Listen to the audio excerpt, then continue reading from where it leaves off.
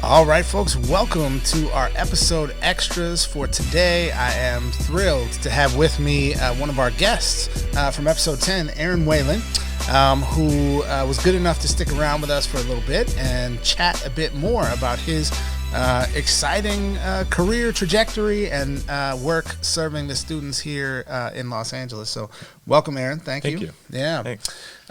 So I want to start off with something that, anyone who watched our episode with you and then maybe Googled you will probably come across an LA Times article with your face all over it. And at the ripe old age of 26, you were featured in the LA Times along with your co-founder of Ryze, Carrie Croft. So shout out to Carrie. Because you had just recently won the XQ Super School competition to get startup funding to kind of launch and create Ryze, right? So give our audience a little bit of a sense of what that process was like and kind of what it means to be an XQ Super School. Absolutely. Yeah, it was an incredible experience, and it really fast-tracked us into becoming school leaders and becoming cognizant of politics and the world around us. But I would say, first and foremost, Carrie absolutely founded the school. She wrote the petition and began drafting while she was at Harvard. And so then during that time, we were having conversation about the youth that were not being served well. And so I jumped on right when she came back to LA and started working with the Da Vinci schools. And so through that, we started to get groups of people together, most importantly, students who were in the foster care system or who had experienced housing instability, along with attorneys. We worked with Children's Law Center. So every student with an open case goes there at least once a week for court or once a month for court. We worked with School on Wheels. So we had incredible partnerships that helped us really rethink how education could best meet the needs of youth who are homeless foster. And then later on, we realized that probation was a part of that cycle. We did not originally have that as the population that we were actually intending to serve. But what we did know within the first few weeks of serving students is that if we could really kind of create a school that was positive and affirming and rigorous and powerful for youth in foster care or who are experiencing homelessness, it would be a great school for any kid. And so I think having that be the bar and understanding that allowed us to move forward. I would say, yeah, being young and jumping into that experience was incredible, but we really had to figure out how to meet the right people, how to introduce ourselves to people who are doing this work long before us, right? Who are these two young people starting a school that not only touches education as an industry or as a kind of faction of the work, but also touches the foster care system, social, all of those different systems.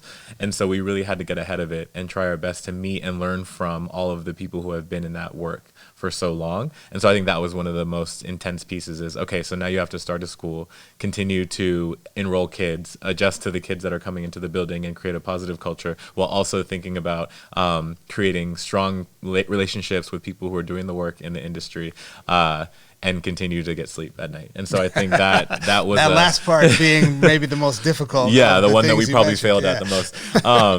It has been incredible work and continues to be, but we're still juggling all of those things at once because it's important. I think being young in this work, we had to take a learner stance. We could not come into this as people who had an idea fueled by youth and just say that like we are the only ones who have this idea, we're the only ones who can do this. We had to come into it, with the understanding that there are people who are doing this already.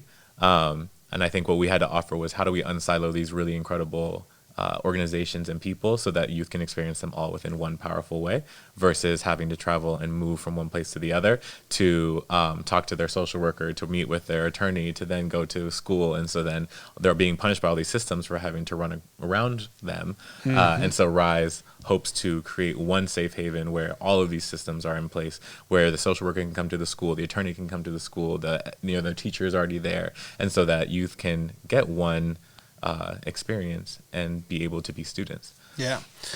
So I think, people might hear that and maybe not fully comprehend what you're actually describing. And so maybe you can share a little more about like what that actually looks like, right? People, Ryze is a relatively small school. You have 100 or so At students each site. at each site, so about 200 total, and 2 different sites currently, although may be expanding.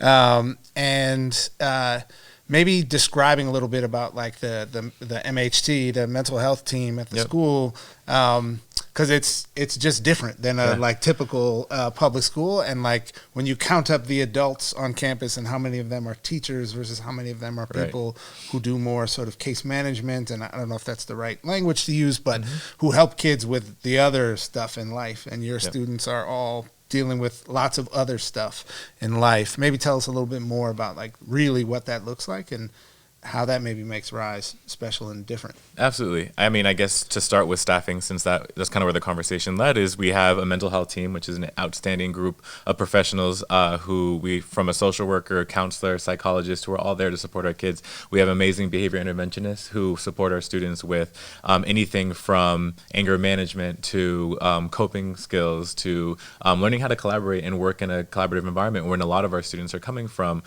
probation settings, from juvenile justice settings. And so what does it mean to create strong, healthy relationships? And so we realized very, very quickly that we actually needed an entire staff to support students with the things that were taken away from them, given the system of moving from place to place, given the system of trauma that they've been a part of. And so I would say staffing is the most important piece of the puzzle. I think often we don't think about what's under the soil. What are the emotions? What is the trauma that are leading to the actions? We just think of actions. And often as in education, that is where we can reach, is the actions, right? So let's punish this with a suspension, let's punish this with an expulsion, but we're not realizing the way that the system has actually created these actions and these experiences breeding from trauma.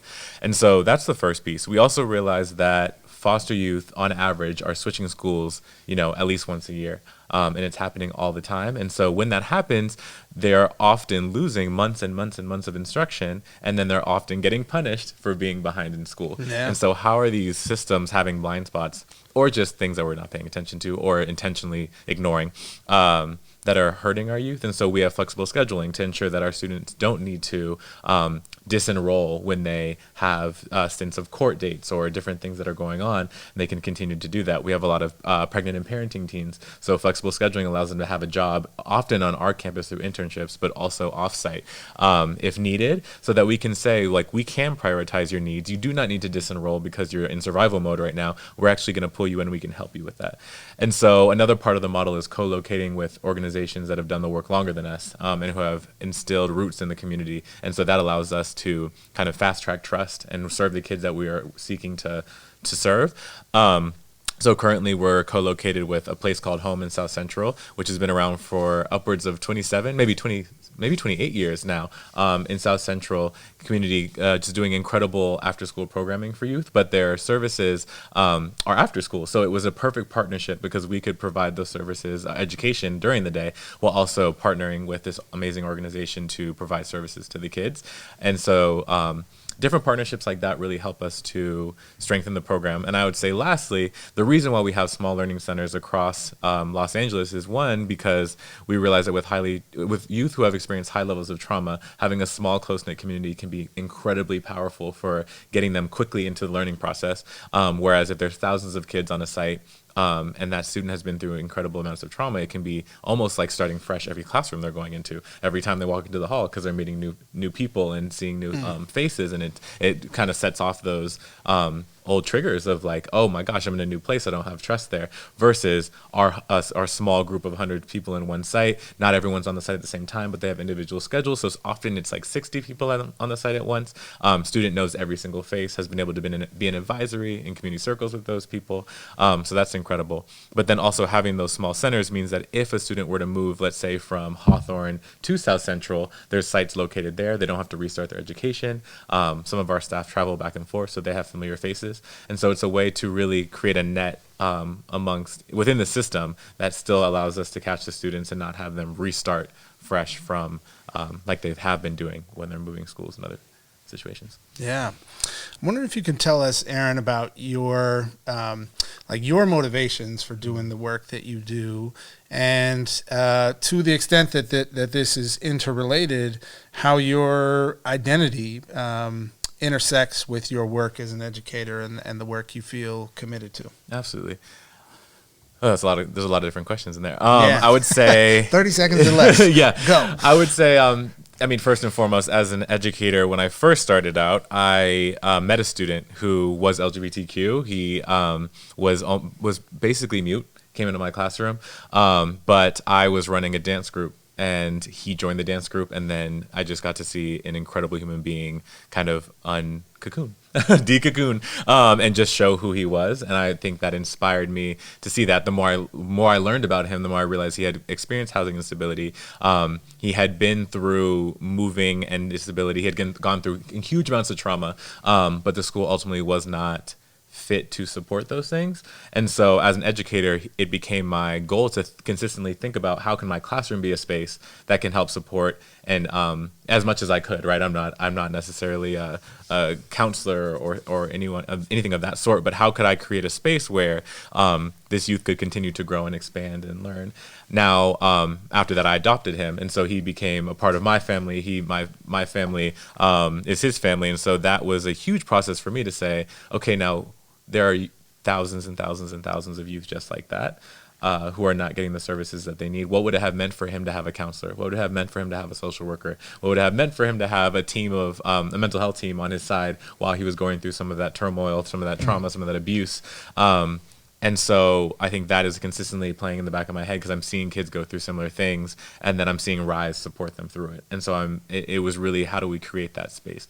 I would also say growing up, I had an incredible educational experience. I went to some amazing schools in Los Angeles. And so my parents were very passionate because they felt like they didn't have that experience to put all of their time and money into sending me to incredible schools. So I was incredibly privileged and fortunate. I also had family members who lived less than 10 miles away who had the polar opposite experience, who I also thought were always brilliant and outstanding. And so to see where those educational systems and how that took them into different directions than me, well, they should be sitting here having this conversation. I am, because of education. And so I think that is also a huge driving force, because I think if that was the reality for people in my family and they were not in the foster care system, they were not on probation, actually. They were not on probation. And so I think about, wow, what does that mean for the youth that are? And what does that mean for the way that the system is failing them? And so I think they're just ties, continuous ties throughout my life to populations of folks who have been ultimately written out of the larger educational narrative is the reason why I do this work and why I think it's important. Yeah. So I think we have time for one more question. And I'd like to kind of build upon the conversation we had on our episode with you, but kind of frame it, through the lens of your school, and wondering, why in your mind does a school like Ryze need to exist? Yeah.